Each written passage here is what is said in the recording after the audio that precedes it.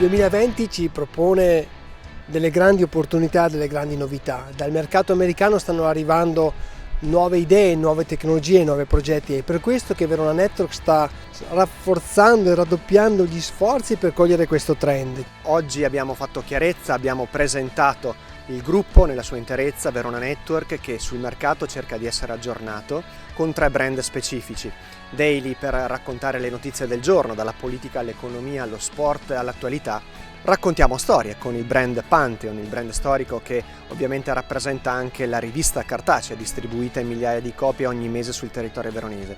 E poi cerchiamo di intrattenere. Con la musica, con il brand Radio Adige abbiamo raccolto questa grande eredità di un marchio importante con oltre 40 anni di storia a Verona. Noi del reparto commerciale oggi in questo evento in cui Verona Network ha presentato il proprio palinsesto, i propri strumenti, anche con uno sguardo al futuro, abbiamo sottolineato il fatto che non pensiamo solo alla vendita in sé, ma accompagniamo il cliente per mano nel cammino della comunicazione. 5G, gli assistenti vocali, l'OTT, la Smart TV, il trend dei podcast sembrano paroloni difficili, in realtà saranno termini che useremo quotidianamente, che daranno grandi opportunità e permetterà quindi alle nostre imprese, alle nostre aziende di comunicare in modo vincente e convincente.